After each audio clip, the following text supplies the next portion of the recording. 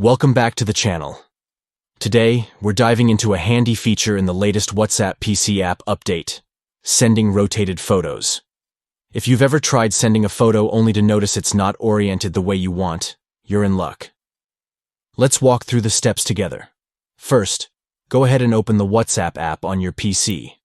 Once you're logged in, navigate to the chat where you want to send that perfectly rotated photo. Next, look for the attachment icon. It's usually represented by a paperclip. Click on it to access your file options.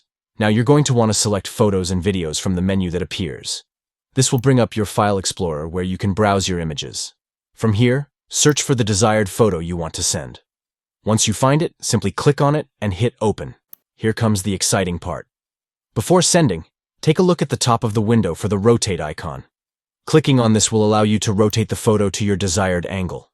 Adjust it just the way you like. Once you're satisfied with how it looks, it's time to send it.